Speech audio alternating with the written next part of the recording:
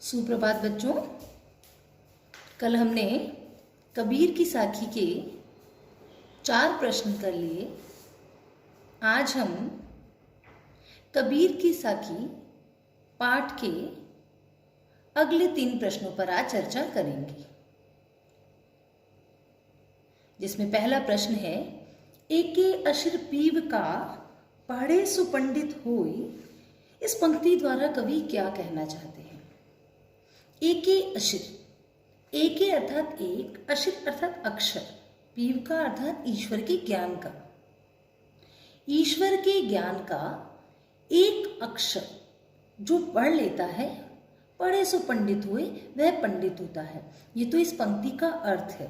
हमें उत्तर लिखते समय ये ध्यान रखना चाहिए कि उत्तर सीमा में शब्द सीमा क्या मांगी गई है, कितनी शब्द सीमा में हमें वो उत्तर देना है। उस हिसाब से, उस आधार पर हमें अपने उत्तर को आगे बढ़ाना पड़ता है। कबीर द्वारा कहे गए इस पंक्ति के भाव में वो अपनी क्या बात कहना चाहते हैं? वो ये कहना चाहते हैं कि केवल किताबें पढ़ के बाह्य आडंबर करने से ईश्वर की प्राप्ति नहीं होती। ईश्वर का सच्चा ज्ञान प्राप्त करने से, ईश्वर की भक्ति करने से ही ईश्वर की हमें प्राप्ति होती है। केवल किताबें पढ़ने से हम पंडित नहीं हो जाते हैं, अपितु सच्चा ज्ञान प्राप्त करने पर ही वह सच्चा ज्ञानी या पंडित कहलाता है।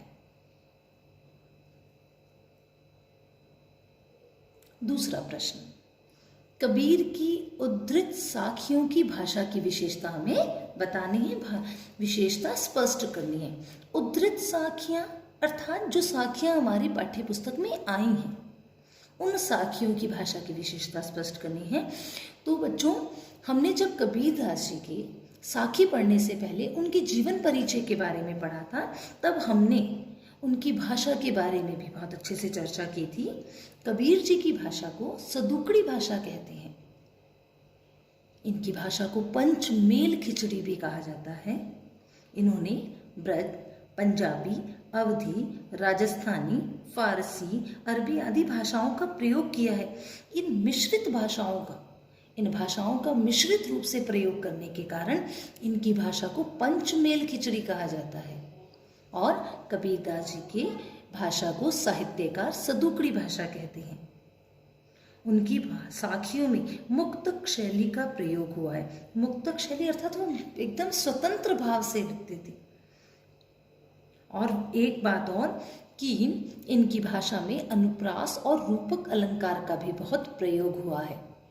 बच्चों, अलंकार इस वक्त हमारी पाठ्यचर्या में, हमारे 10th के पाठ्यक्रम में, हमारे कक्षा 10वीं के पाठ्यक्रम में अलंकार आ रहे हैं। उसमें हम अनुप्रास और रूपक अलंकार के बारे में जानेंगे। तो अलंकार वो चीज होती है जो कविता की, दोहों की शोभा को बढ़ा देती है। तो कबीरदास जी ने अपने साखियों में अनुप्रास और रूपक अलंकारों का बहुत ज़्यादा प्रयोग किया है। कबीर ने अपनी बात को जिस रूप में प्रकट करना चाहा है, उसे उसी रूप में उन्होंने प्रकट किया है। और उसी रूप में कहने के लिए उन्होंने किसी भी भाषा का प्रयोग कर लिया है। इनकी भाषा, इनके द्वारा लिखी गई साखियों की भाषा जन सामान्य को भी प्रभावित करती है। तो इस प्रकार हम इस प्रश्न का उत्तर लिखेंगे। अगला प्रश्न है, संसार में सुखी व्यक्ति कौन है और दुखी कौन? यहाँ सोना और जागना किसके प्रतीक हैं? इसका प्रयोग यहाँ क्यों किया गया है? ध्यान से देखिए बच्चों, एक ही प्रश्न में 3 प्रश्न की बात की गई है और यह प्रश्न आपकी बोर्ड परीक्षा में कई बार आ चुका है। कबीरदास जी ने बताया है। इसका उत्तर लिखते समय आप यह लिखेंगे कि कबीरदास जी ने बताया है, या कबीरदास जी की साखियों में बताया गया है, सुखी व्यक्ति वह है जो खाता है और सो जाता है। अर्थात उसे किसी प्रकार की चिंता नहीं है। वह अपने स्वार्थ में लिप्त रहता है, स्वार्थी प्रवृत्ति में रहता है और खाता और सो जाता है। उसे ईश्वर को प्राप्त करने की, ईश्वर की भक्ति करने की, ईश्वर का ज्ञान प्राप्त करने की कोई चिंता नहीं होती है। वो केवल सांसारिक मोह माया में रहता है। और दुखी कौन?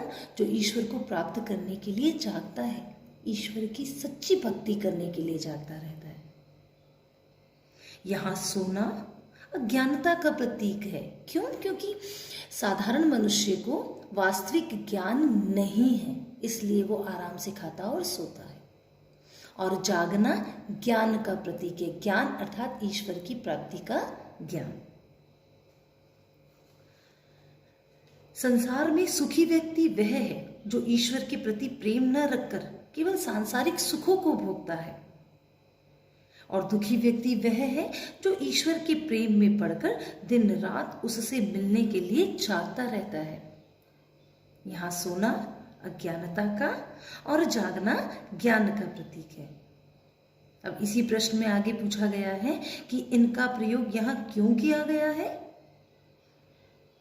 तो कबीरदास जी ने ईश्वर के प्रति उदासीन लोगों की भौतिक संसार के सुखों को व्यर्थ बताते हुए उन्हें सोया हुआ बताया है।